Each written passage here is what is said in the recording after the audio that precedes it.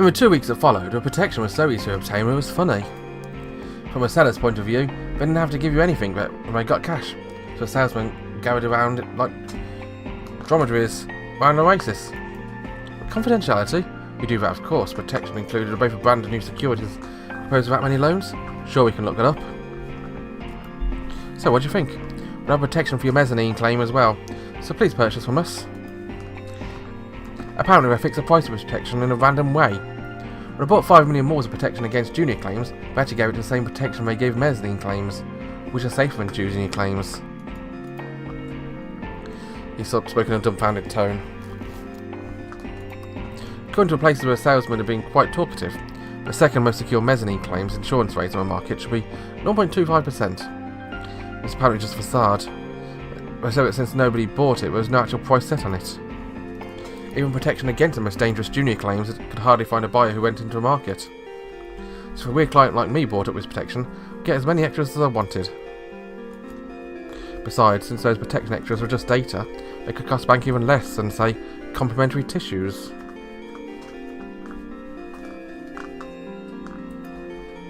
It didn't cost them a penny, it netted them customers. There was no problem asking as much as they wanted.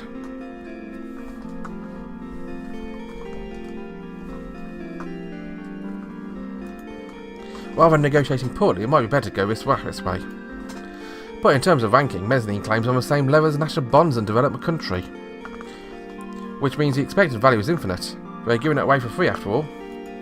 By your logic, what kind of risks does infinite return involve? As I was working with main fund, I raised my head and told Marco, "It's as risky as having to withstand being called an idiot by your own subordinate." "Are you angry, Hal?" "Nonsense, I'm having fun." Marco, looking disgusted, finished eating his candy and went back to making calls.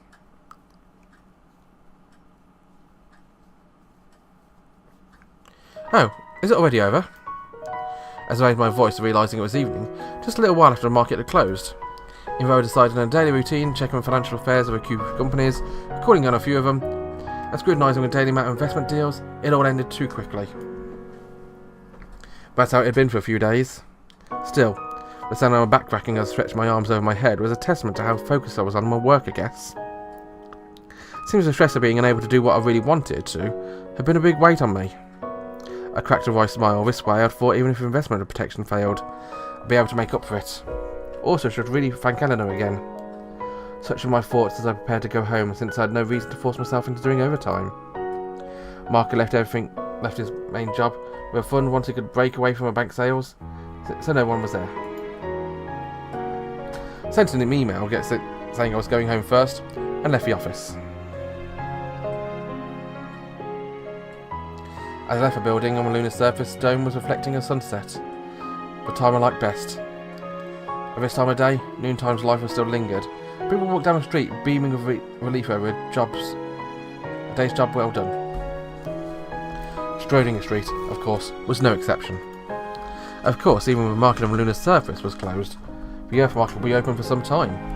For dealers active all over the world, people covering Earth investments, the day's battles were just beginning. Even the atmosphere kept in motion by greed gave up the fun of a festival for me right now. I gave a great greeting to the old guy in my favourite hot dog stand, directed myself to Central Station. I thought it was about to go home like this, but it was pretty early, so I decided to take a detour through Clapton Square. It was full of people going home, tourists enjoying the nightly light-ups, people eager to spend their hard-earned money, laughing like they would never stop. I ran through a mall attached to the station, and when I reached a calm area, I decided to take a break. We'd have come here 4 years ago with Chris, who was so astounded by a number of people. There seem to be even more now. I remember that. I smoothed my clothing, which had become rumpled in the crowd, and began walking at a more relaxed pace. I didn't have anything to see in particular, but since I had my office computer since back when I was working with Eleanor, I decided to take a look at all computers. I went online to look at shops the road recommended. As it turned out, it was fairly close. On the way, I bought some ice cream, taking bites from it as I walked. Oh? After walking for a while, I saw familiar figures ahead of me. Two people looking passionately with various unorganised products on display at the front of the store. Even though I was right behind them, they seemed unaware of my presence. They both gushed endlessly, spouting technobabble was lost on me. So, oh, Chris.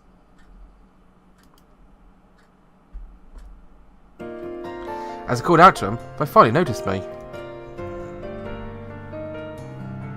Still can't... Soro still looks wrong without his afro.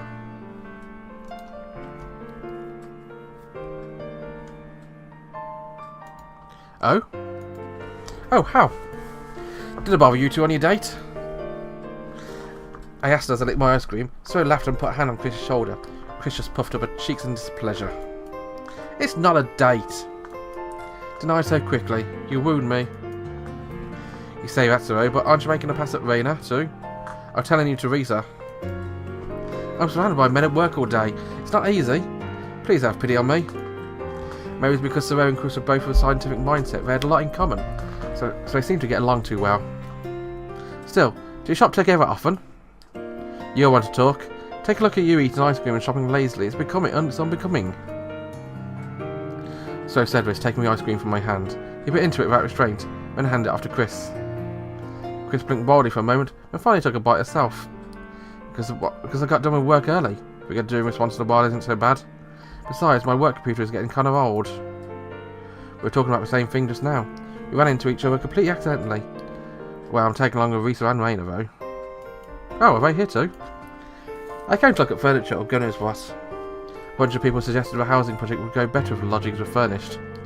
But since they both kind of like shopping, I got bored and made my escape. That's gotta be hard on you. I said this and took a bite from a significantly smaller ice cream. So how? Does this mean you're looking into buying a computer? Yeah. I looked at Chris, who was looking back at me like a dog waiting for its own to throw a tennis ball. Chris is so adorable at times. Now when I think about it, 4 years ago, Chris's room in a church was filled with weird equipment. Which type do you want? I can choose for you. That's not fair, Chris. Hey, how? I'm building one from scratch. One will be perfect for running protein structure decision software. How will I be using such things? I can build one where you optimise for investing. You can keep on tinkering with your old school vacuum tubes. What was that? Ignoring the two, I started bickering. I pulled out my tablet and mailed Risa. If you're in Clapton Square, how about grabbing some dinner together? As I came back, oh my, this doesn't happen often. We decided on a place to meet up, put on my tablet, and said, more importantly, what should we have for dinner? Curry! So predictable. But we're in sync because curry was cheap, delicious, and spicy enough to keep you awake. That was their story anyway.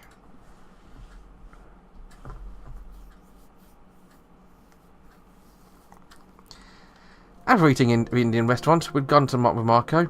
Went to a cafe which you could look down on the Grand Hall of Clapton Square. Since Soro had excused himself from taking a work-related phone call, Chris accompanied me to a counter when I went to put everyone's orders. It's been a while since we last did this, isn't it? Oh, really? Continued my answer. Ah, right, after all, there's a certain someone who left in a rush saying he's going to live freely and she never really comes around anymore. Well, I'm so busy. And I bet it's fun too, but Risa couldn't understand no matter how many times I tried to explain it to her. How? Are you with me or against me? I'd be your enemy position-wise. You're an enemy, a loathsome enemy. Saying that, Chris deliberately plastered a sullen expression. He would just sigh. I heard. About what you're doing, dangerous transactions with money you borrowed from us. I thought I told him I wanted absolute confidentiality. What about that? Only our team has heard about it. Huh? As I questioned her back, not understanding what she meant, Chris looked at me with somewhat vengeful eyes. If I've been busy lately, it's your fault, Hal. Because you're up to weird stuff, I think that there was a calculation mistake in our risk management. But I have to redo every calculation. Today I finally got free of that. Well, that's good. Do you realise how right I was? Oh, Hal, you meanie. Chris took out her tongue and at me and, taking her orders, walked off quickly. Although she's my opponent in a fight where money waited when people's lives were at stake, we could spend time together just outside of this. It crossed my mind just how risky a business we were caught up in. Returning to the table with a wide grin, Reese and Raynor looked at me with a puzzled expression. Ooh. Just then, a light show started in a great hall. It was mainly intended for tourists, but I heard about it, but it was flashier than I thought it would be. I wasn't expecting fireworks. Pretty pretty. I had never done fireworks on a lunar surface, but I guess I just looked like something like this. Chris and Raynor picked up their drinks and walked next to the railing for a better view. The only ones who remained at the table were two who couldn't be bothered with such things. So, did you find furniture? So-so.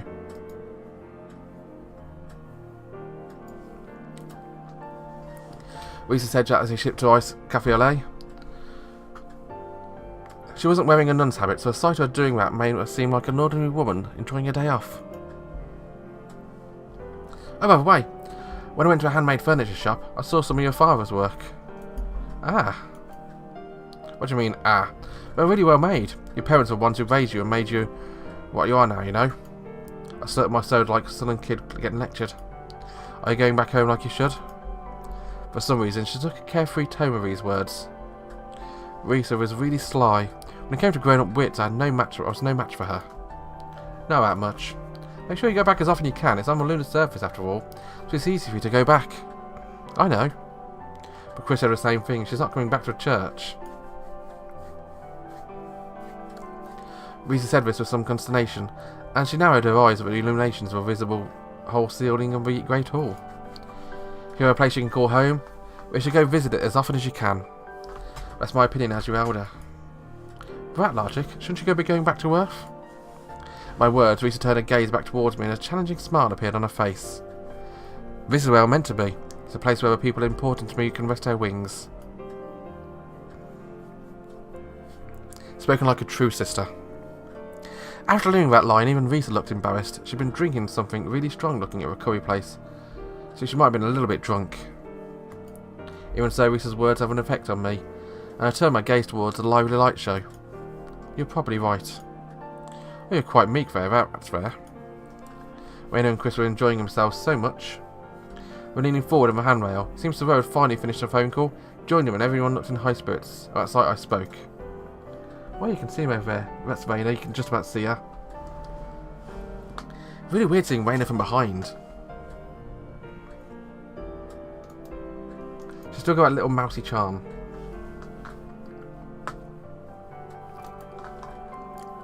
I guess we can enjoy ourselves this way because you insist on wanting a church on the lunar surface. I could tell Risa was gazing at me, but I didn't return the gaze. You're right. It may be my obstinacy. I'm really thankful.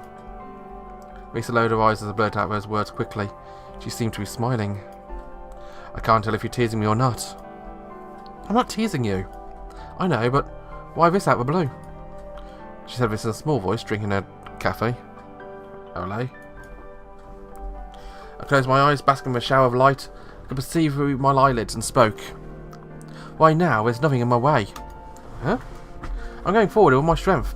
Well, I don't know if things are going well or not, though. Everyone's telling me this is a crazy gamble. I'm sticking to my guns and going forward with what I want to do. 8 years ago, I would have thought I would have made it completely on my own, but... She repeated this word, looking as if she was about to burst out laughing. I opened my eyes and said, It's not. The wise Risa continued her inquiry gently. So? In the heart of a church, Risa would take upon herself the worries and pains of people. Risa's expression right now was the same as the one she wore at times like that. I could go forward without anything in my way, and sometimes I got to have fun times like this with my friends. No matter how many times I thanked Risa for that, it would never be enough. It would certainly be thanks to her that we could still all be together now. The more I enjoyed this happiness, the more something heavy piled up in the depths of my heart. The same as a light show. The brighter the lights, the stronger a shadow cast on a table. I spoke. Maybe Hagano is completely on her own. Indeed. She took in my words as she'd been expecting them, her soft smile unchanging. And after stirring her cafe au lait with a straw, she resumed talking. But at the very least, there's one person who worries about her like this. She must be aware of it.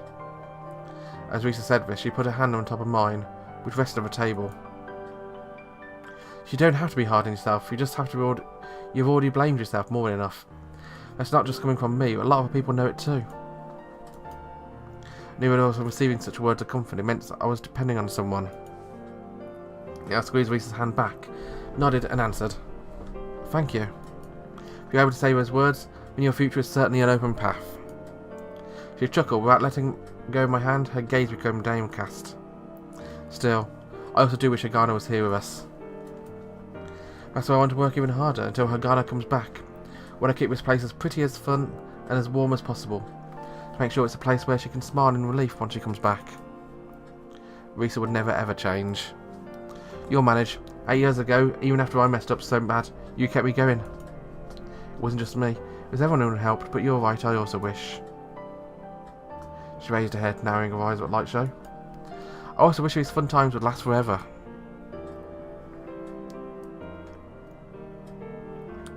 Finally, the biggest light on the show scattered. Trailing off the show finally ended. Chris and Raina looked like they didn't want to leave. Just other customers were coming back to their seats in groups. In the end, they gave up and came back. I must have been really excited during the whole thing. They looked tired, but it was a good tired. That really was something. One of those is not like the other. So, go to the left, so the other girls can all be in the thumbnail. To be fair, I'm probably going to put that on the thumbnail anyway. It's so pretty. Risa, do you have a good view? I can see enough from here. I didn't know they did things like that. Back when Avalon was in business, electricity was extremely expensive too. Indeed. Suppose it was all thanks to Hal, Raina and Chris. Hey, I helped too. Oh? At Risa's seemingly mean words, the road alone scrunched his face up as everyone laughed. If only these times could go on. I couldn't ask for eternity. At least until Hagana came back. These thoughts crossed my mind, and since everyone was getting up because I had work to do the next day, I followed suit and rose from my seat. Just then my tablet vibrated.